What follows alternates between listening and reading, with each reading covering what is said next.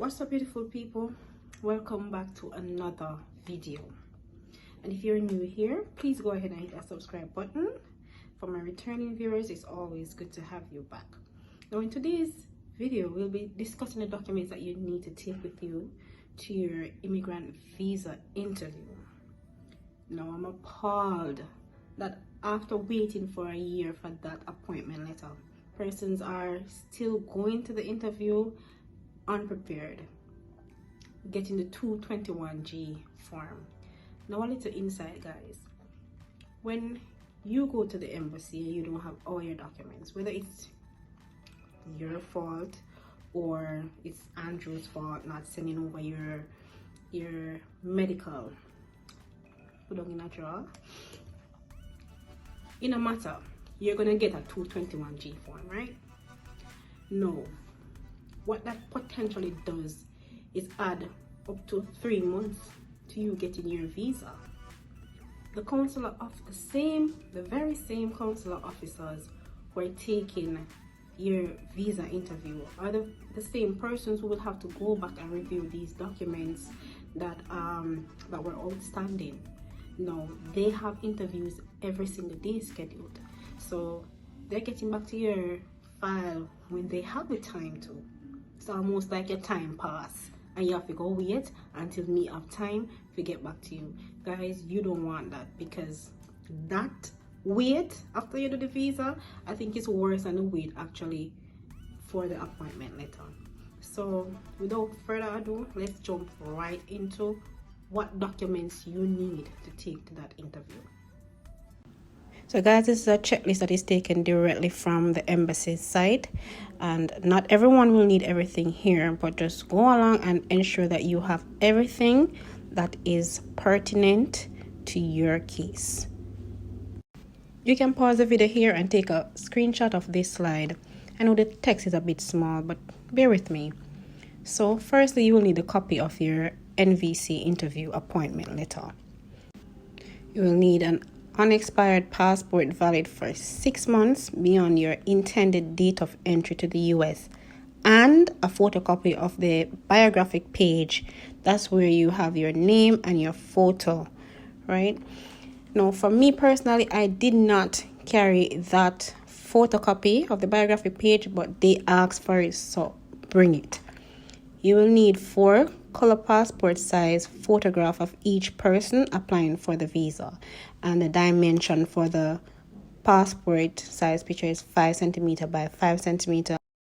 Ensure your photos meet the specification, and most photo studios, once you tell them you want a passport size photo for the US embassy, they understand, they know what you need.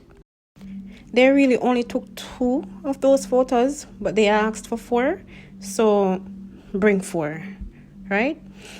Next thing, you need the confirmation page from the Form DS-260 application for an immigrant interview. You remember that long time ago when you get DQ'd and you fill out that form, that visa application form, that paper that was generated at the end with a barcode on it? I'm going to show you what it looks like. That's the form that you need to take to the visa interview. So that's the form, guys. Ensure that you have this form. You will need original birth certificate and a photocopy. That's your birth certificate and the birth certificate of the person who is petitioning for you.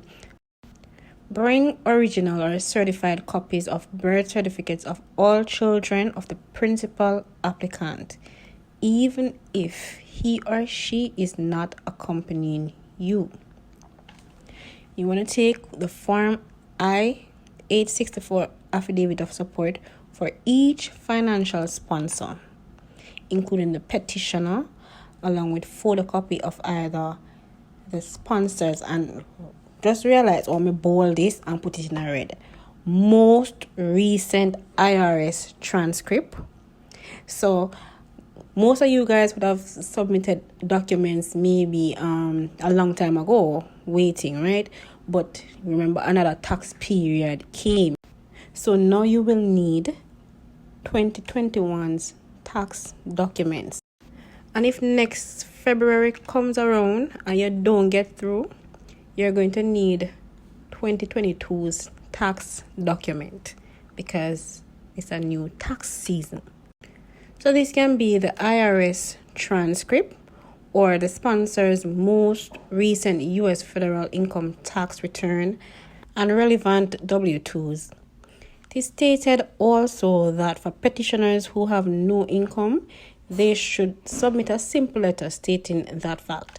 The next thing you need is proof of each sponsor's U.S. citizenship or legal permanent residency and domicile in the U.S. So you need to prove that these persons are living in the United States. Things that prove this is photocopy of a U.S. passport, U.S. birth certificate, naturalization certificate, or a green card. I did carry a copy of my husband's passport as he is a U.S. citizen, and I walked with his naturalization certificate just in case they didn't ask for anything, but just have it in case they ask. Evidence showing proof of your relationship with your petitioner. So if it is your husband or your wife that is filing for you, please carry photographs. Make sure these photographs are in different settings, different clothes, different hairstyle, them kind of thing there. Like, sure, it's a long time me and this person are come. And if it's a family member, like, carry photographs that you want a person just the same. Carry proof of money transfers, MoneyGram paper, Western Union paper, that kind of thing. If it is your spouse that is filing for you, do not forget your marriage certificates. And if he or she was divorced, or if you are divorced, carry the divorce decrees. And if you divorced more than one time, carry all of them, every single one. And don't forget your police record. If you're 16 years or older, you will need a police record. And if you've lived in another country for more than 6 months, you will need a police record from that country. Police records are valid for 2 years now because of the pandemic. I don't know when that will change. So keep abreast of the information because that can change any day.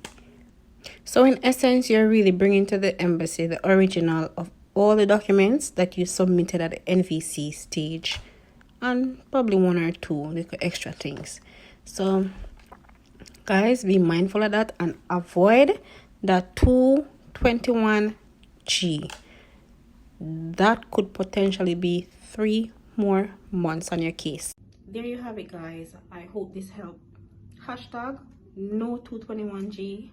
Hashtag Andrew send over my medical. See you in the next one. Thanks so much for watching.